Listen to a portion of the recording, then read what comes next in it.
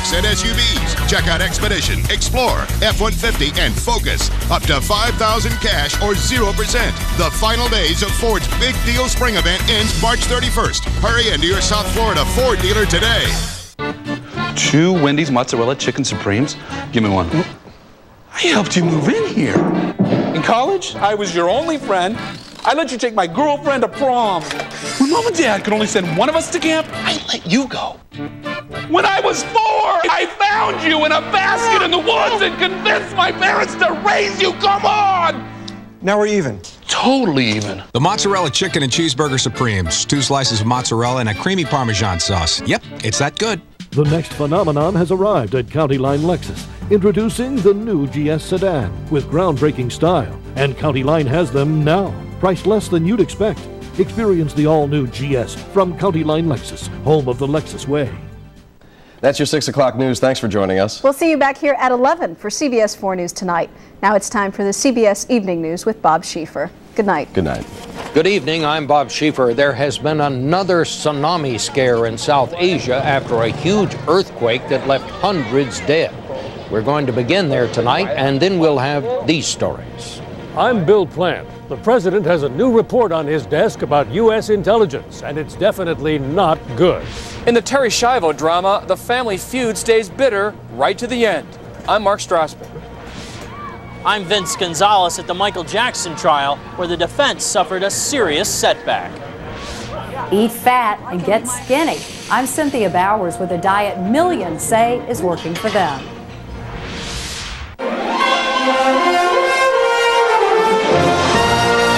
This is the CBS Evening News with Bob Schieffer reporting from CBS News headquarters in New York. Well, this latest earthquake was a big one, a magnitude 8.7, and it all happened just 100 miles from the quake that triggered the Christmas tsunami off the coast of Indonesia. So far, nearly 300 people are believed dead. There could be many more. This one occurred at a depth of 18.5 miles. The only good news this time is that this one did not trigger another major tsunami. We're going to Barry Peterson for the latest. It hit late at night, throwing people literally out of their beds, and many quickly took to the roads, fleeing for high ground. Not only was the quake large, it was long, lasting about 2 minutes, enough to rattle the calmest nerves. Ken Hackett, president of Catholic Relief Services, was in a Sumatra hotel room and ran into the hall. I don't know whether it was kind of a rolling thing or a shaking thing, but I could notice everybody in front of me bouncing off the walls. You couldn't walk straight.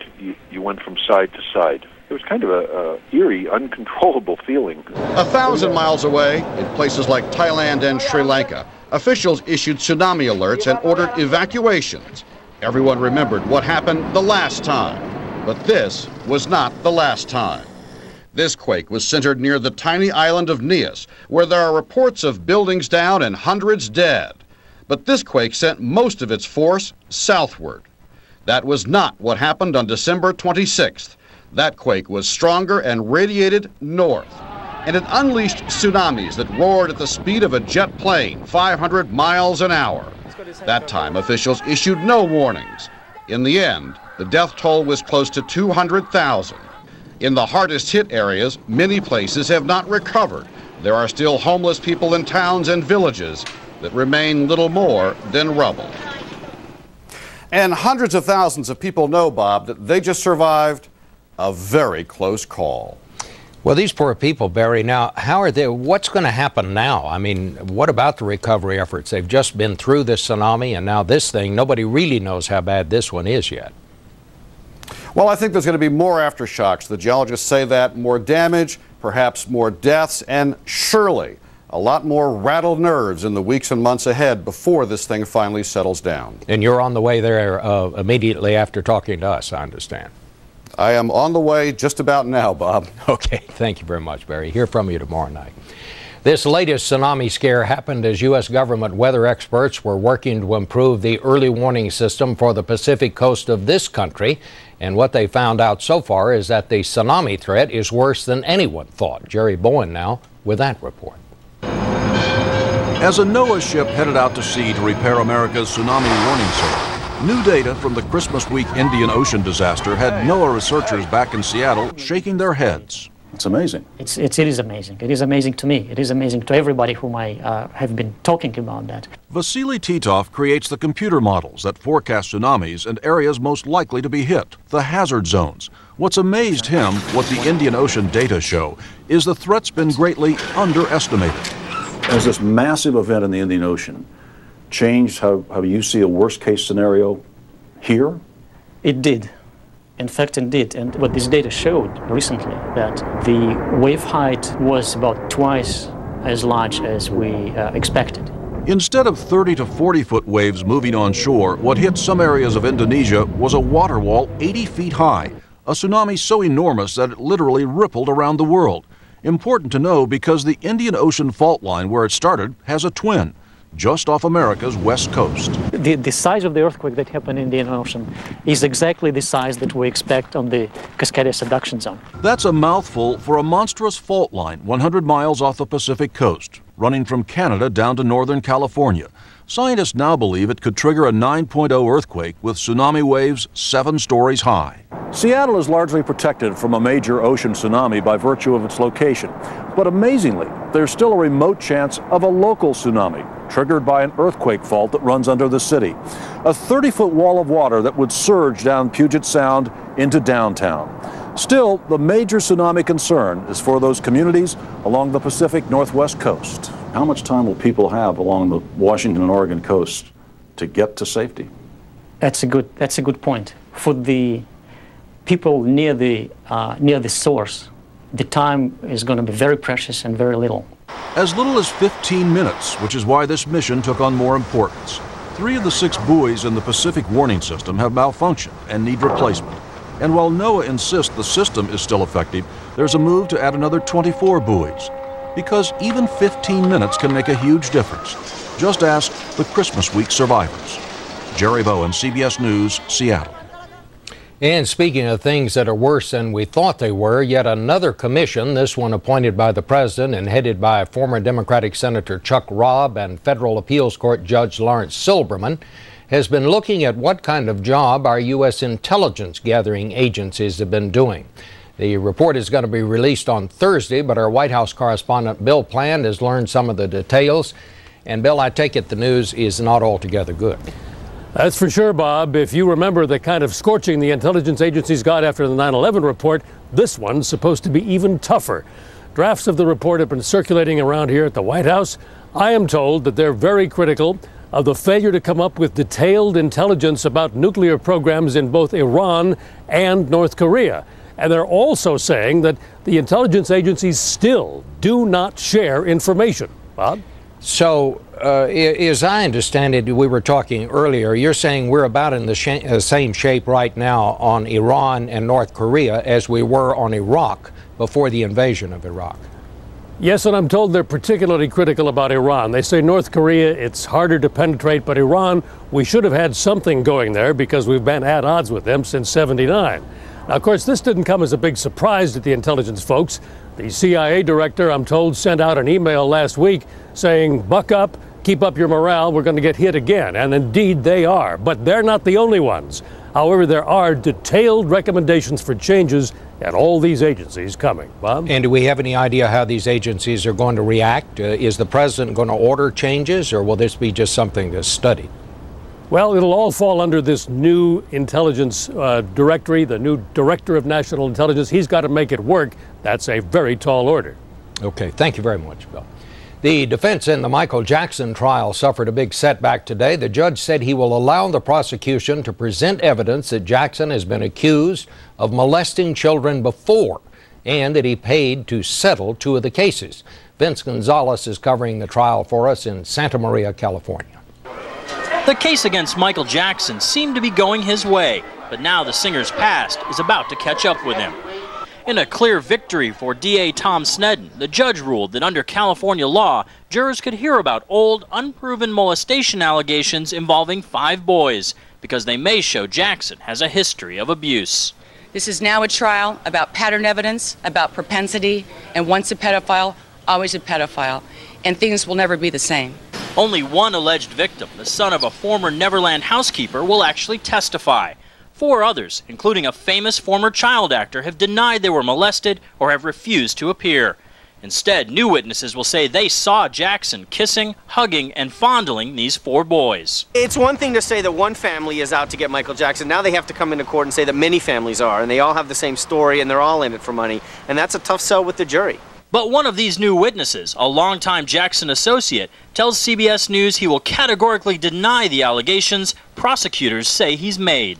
And the defense points out some of the new witnesses lost a civil suit against Jackson and sold stories to the tabloids. So did the only old accuser who will testify. His family and this boy's settled with the singer for cash. This boy's settlement frustrated a criminal investigation by D.A. Snedden, so the state passed what some call the Michael Jackson Law, the same law Snedden used to get the old allegations into this case. CBS News has learned because of the judge's ruling, the defense may now change its strategy. Is Jackson angry enough to give up the safety of staying behind the defense table and maybe testifying? We understand that Michael is angry enough to now take the stand on his defense. He feels it's the only way he'll be able to clear his name. Jackson's team has promised to attack every new allegation and each new witness that comes up, basically conducting a series of mini trials within the trial. And Bob, that could add months to this case. Okay, thank you very much, Vince. We want to turn now to the case of Terri Schiavo. She is now in the 11th day without food and water at a hospice in Florida. Congress says there's nothing more it can do for her, but House and Senate committees do plan to hold hearings on the medical and ethical issues raised by the case. Again tonight, Mark Strassman is in Florida at the hospice. Mark, what's the latest? What happened today? Bob, after 10 full days, both sides now basically 10 full days without her feeding tube, both sides now agree essentially that she is dying. Her body continues to fight to live, but that is about the only fight really left in this drama right now.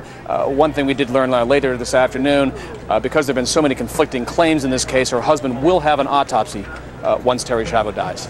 And have they decided what kind of a burial? This family has been at each other for so long. Or do you think they'll come together for the burial service? No. In fact, this family feud goes on right to the bitter end. When she is about to die, her husband intends to be by her side, and because he'll be there, her family says they have no intention of being in the room. Once she does die, her husband wants to have her cremated, have her ashes buried in his family's plot near Philadelphia. They oppose both the cremation and the out-of-state burial, but because he's the guardian, once again, they seem destined to lose. All right. Thank you very much, Mark. Coming up next, the cost of Terri Schiavo's care. We'll look at how her medical expenses have been paid over these past 15 years in tonight's Inside Story. But first,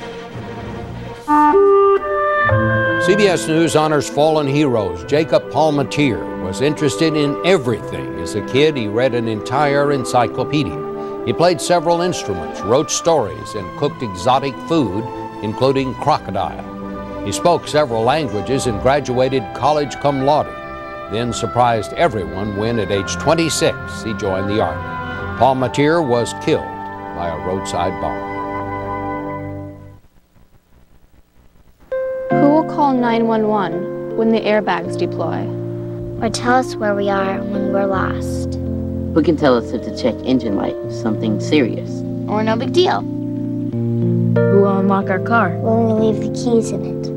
Who can help the police track a carjacking with my little brother inside? Someone should. Someone should. When something really fits, you can feel it. Like the fit you get with C-Bond denture adhesive. It's the only wafer that has a gasket effect that locks dentures in place, gives you all-over coverage, all-over hold. No mess, no ooze. When your dentures really fit, you can feel it. The denture adhesive with the gasket fit. C-Bond. And give toothpaste and tablets the brush off. New C-Bond Brightening Gel Cleanser does the job of both.